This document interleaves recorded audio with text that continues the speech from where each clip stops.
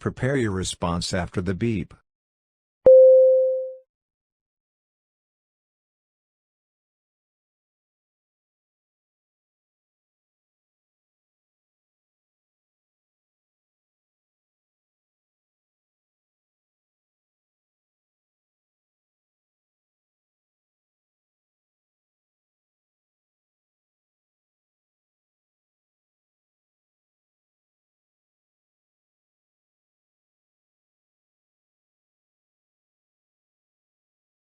Start speaking after the beep.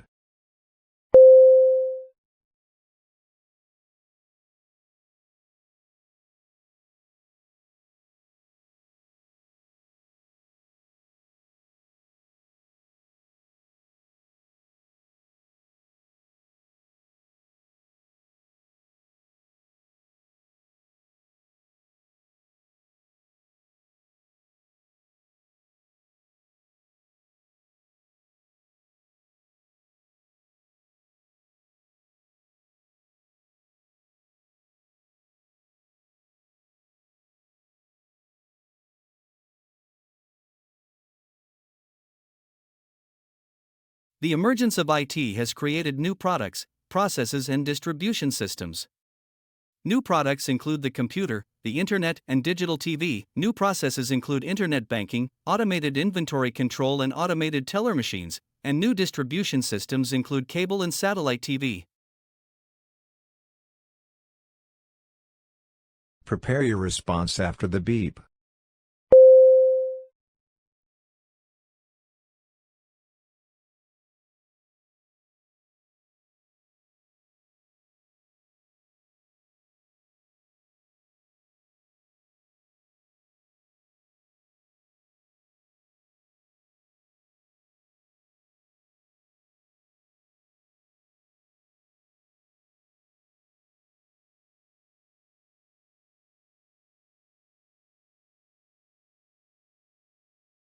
Start speaking after the beep.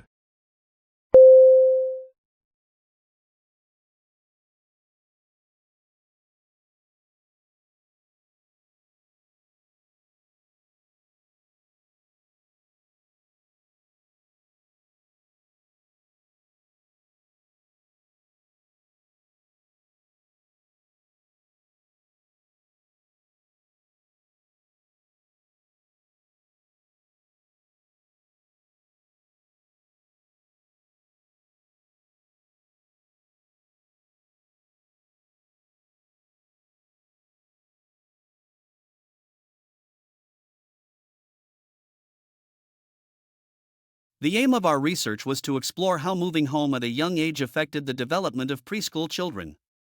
There are many different reasons why families choose to move home, some of which are positive and some less so. Over a period of 10 years, our research team has investigated whether the conditions surrounding moving home, or indeed the fact of moving itself, contribute to children's development problems. It was really important to re-engage in those conversations. Prepare your response after the beep. Start speaking after the beep.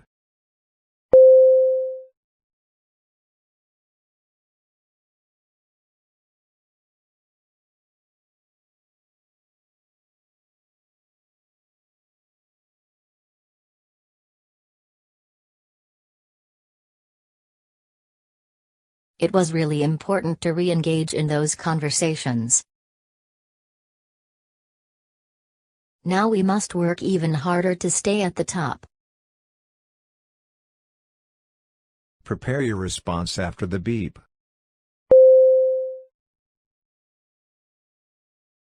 Start speaking after the beep.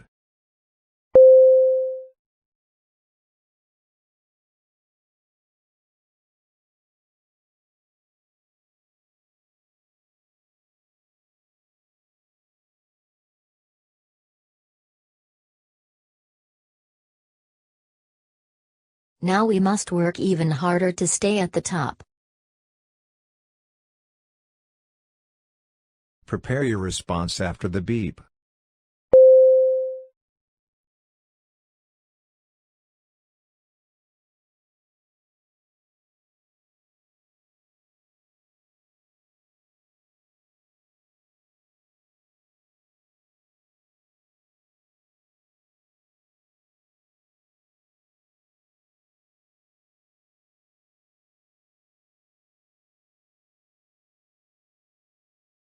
Start speaking after the beep.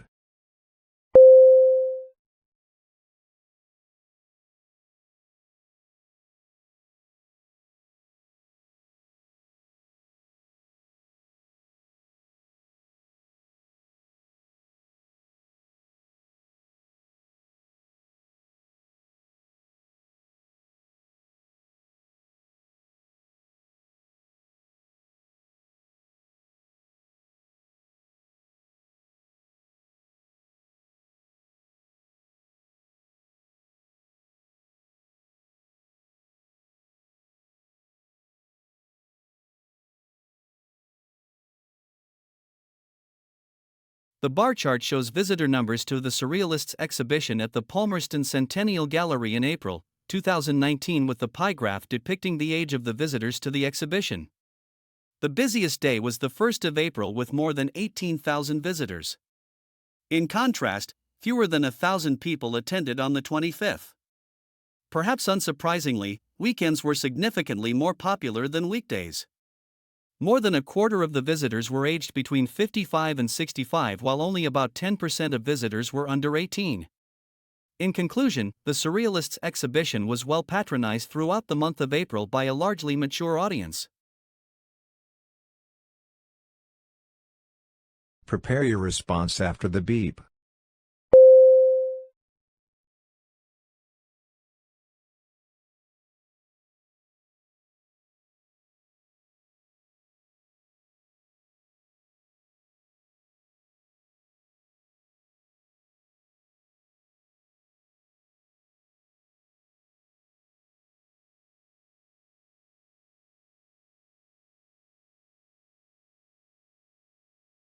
Start speaking after the beep.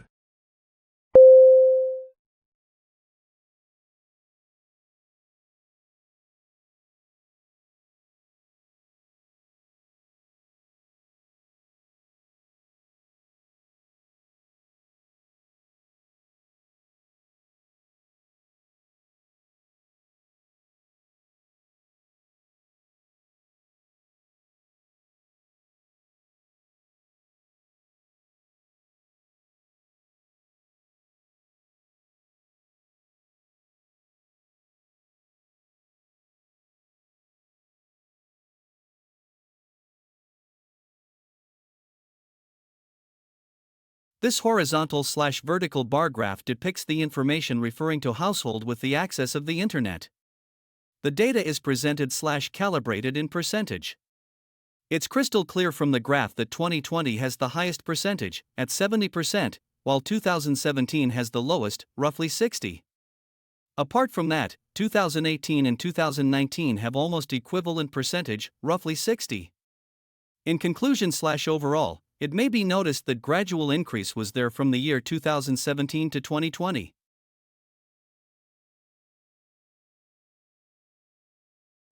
Hello everyone. Today's lecture is about setting up a website.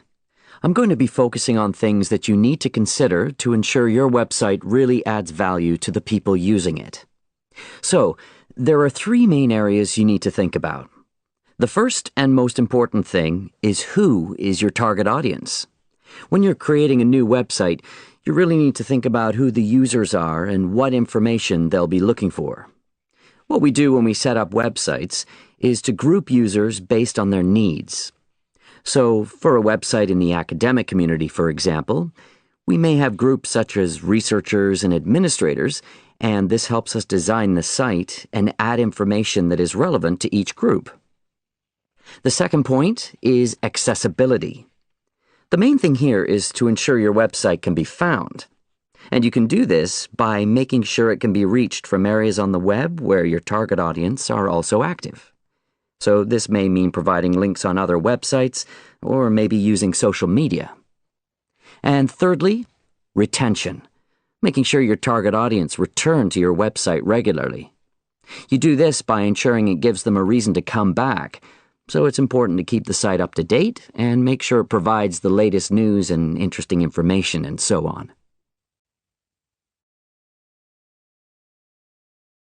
Prepare your response after the beep.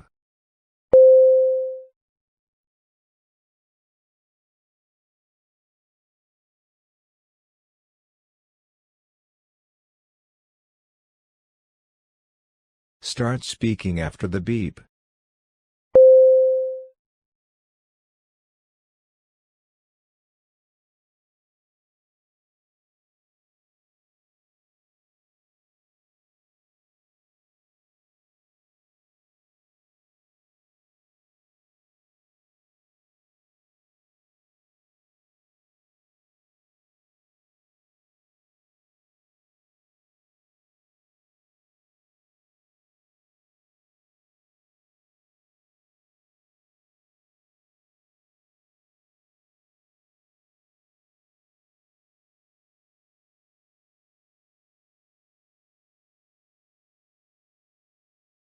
There are several things that a person needs to consider to ensure while setting up a website.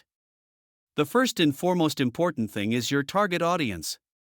While creating a website, you need to think about what actually user wants, and this helps to design the site and add relevant information. The second point is accessibility, where your target audience is also active. That means providing the links on other websites or social media.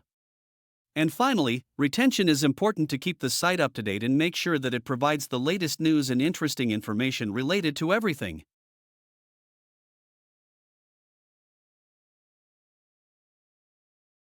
From reading philosophy, I came up with 3 principles as the guiding principles for a just city. The principles of equity, democracy, and diversity. These were derived from the works of a number of philosophers, most preeminently, I suppose, John Rawls. My choice of the word equity rather than equality is in fact based on Rawls's argument that a policy ought to distribute benefits to people where the worst off become better off. So the worst off don't have to become equal to everybody else, but no policy should in fact make those who are most disadvantaged more disadvantaged. And it means that we have to talk about the policy at the time it's being enacted. To say, well, we have to make our city more competitive because sometime in the by and by, the benefits will trickle down to those people who are worst off, doesn't justify making them worst off at the time. We have a lot of examples in the world of people whose homes were destroyed in the name of the greater good and said, well, eventually they will benefit.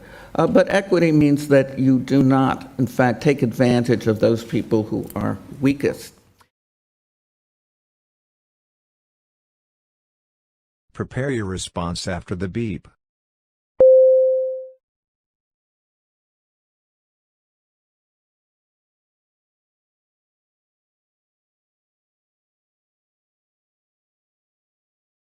Start speaking after the beep.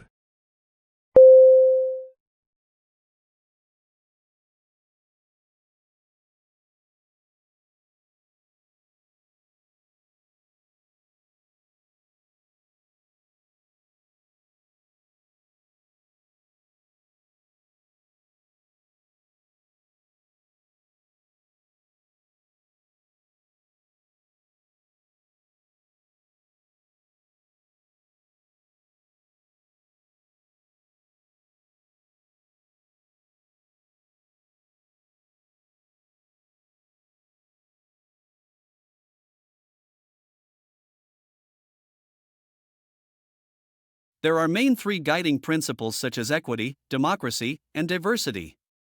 The speaker's main choice of the word equity rather than equality because this policy ought to distribute the benefits to people where the worst off and do not have to become equal to everybody, but there is no other policy that has more disadvantages. The benefits will trickle down to those people who are worst off and does not justify making them worst off.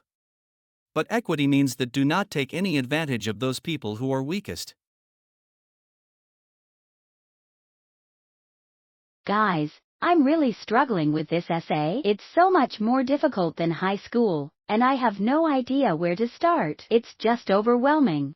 Hey, don't worry too much about it. The first thing you should do is to make sure you understand the question. Trying to write without a clear idea of what you're supposed to be discussing will just make things harder. Yeah, you don't need to start by writing the summary or introduction. Just start with the main content first. Get all your ideas down. And then you can organize them into a logical order later. That's true. Once you have your main points, you can write a draft and then go back and revise. You might find it easier to write the summary once you've done that. And don't forget, we're here to help too. We can proofread your draft and give you some feedback. That sounds like a good plan. I feel much better about this now. The Writing Center on campus is also a great resource. They can help you brainstorm ideas and even review your essay before you submit it. Exactly, don't hesitate to use the resources available to you. And take breaks too when you find yourself stuck. Sometimes stepping away for a bit can help clear your mind and give you a fresh perspective. Yeah, you guys make a lot of sense. I'll start by understanding the question and then move on from there. And I'll definitely use the Writing Center's help too. Thank you so much. You're welcome. Just remember to take it one step at a time. Writing an essay doesn't have to be a huge, insurmountable task. You're capable of breaking it down and conquering it piece by piece. Exactly, remember we're only a call away. We all struggle at times, but that's how we learn and grow. You've got this. Prepare your response after the beep.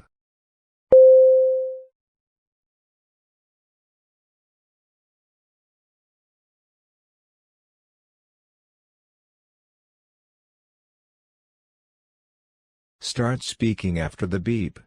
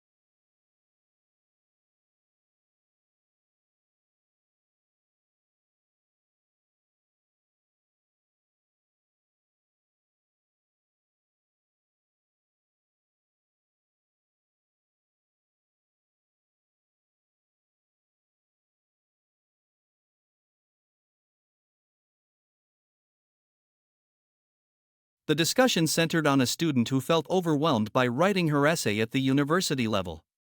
She expressed that the task seemed much more difficult than in high school and that she did not know how to begin.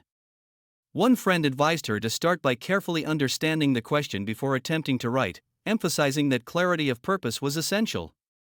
The other suggested focusing on drafting the main content first and later organizing it into a coherent structure, noting that the introduction and conclusion would be easier to complete once the core material was written. Both friends agreed that revision and drafting were important, and they offered to provide feedback on her work.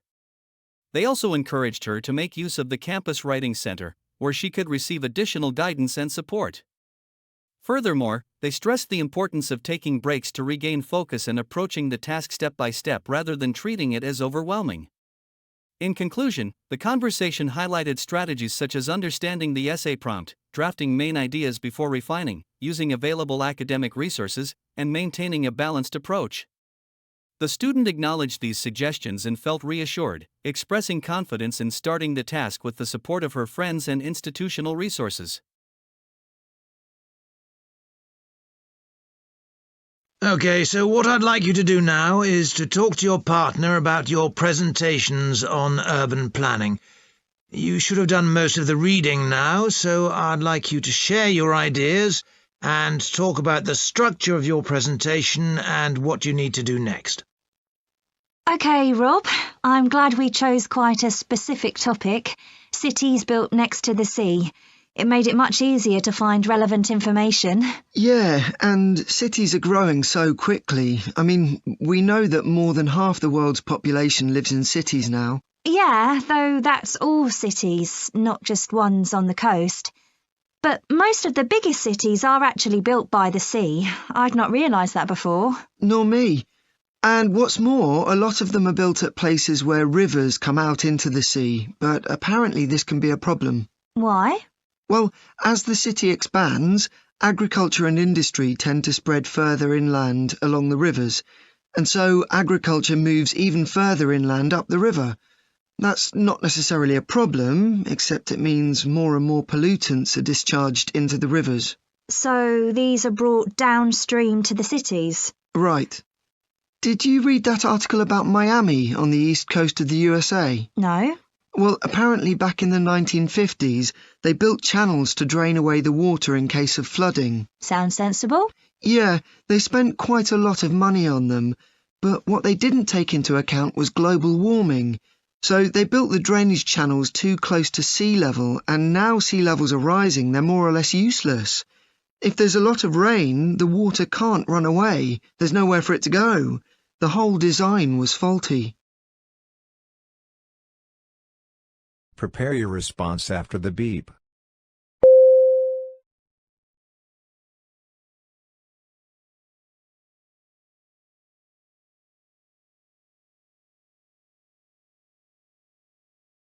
Start speaking after the beep.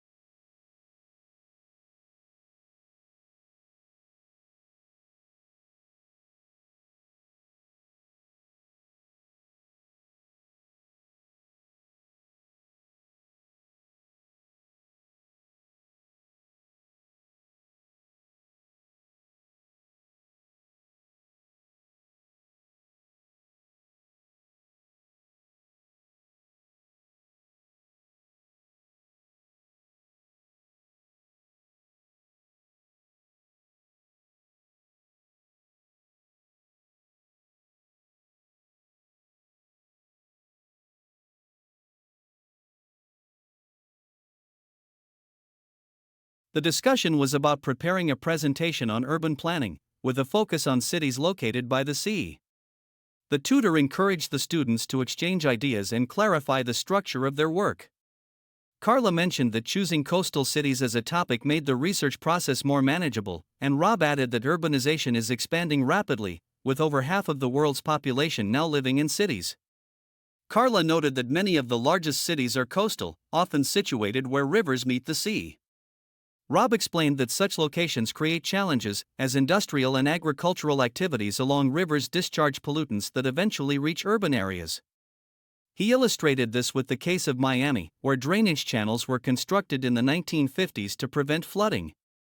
However, due to rising sea levels linked to global warming, these channels have become ineffective, leaving the city vulnerable during heavy rainfall. In summary, the conversation emphasized the unique issues faced by coastal cities, particularly in relation to pollution and inadequate infrastructure, highlighting the importance of sustainable urban planning in addressing environmental changes. You've organized a group hiking trip with your friends, and everyone's excited to hit the trails. However, upon arrival at the meeting point, you notice some of them have brought single-use plastic water bottles and snack wrappers, leaving behind litter. You need to remind them to respect the environment. What would you say to your friends? Prepare your response after the beep.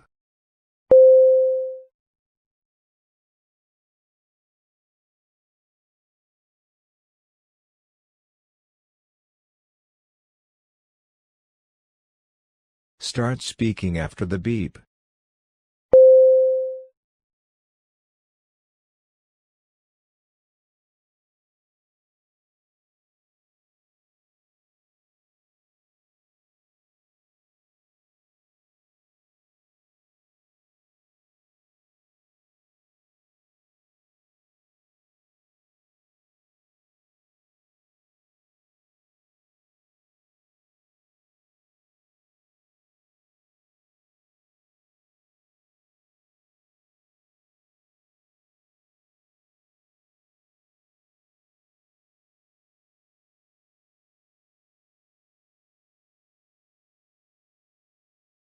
Hi.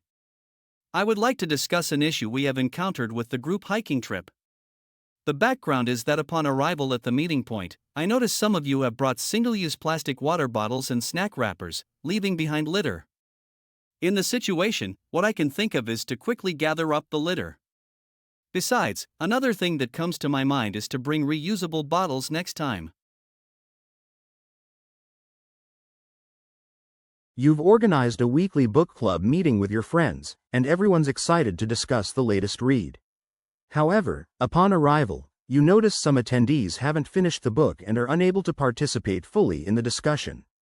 You need to remind everyone of the importance of reading the assigned material. What would you say to your friends? Prepare your response after the beep.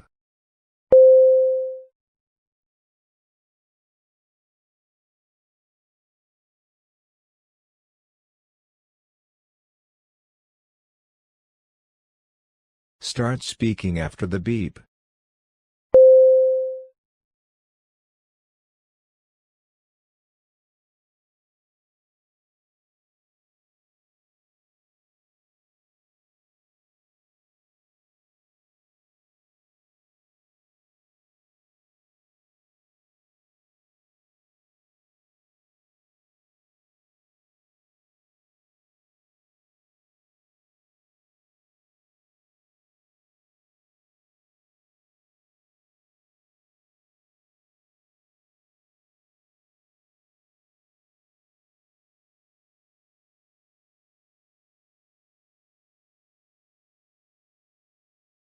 Hi. I would like to discuss an issue we have encountered with the weekly book club meeting. The background is that everyone's excited to discuss the latest read. However, upon arrival, I notice some of us haven't finished the book and are unable to participate fully in the discussion. In the situation, what I can think of is to share a summary of the book. Besides, another thing that comes to my mind is to set clearer check-in points.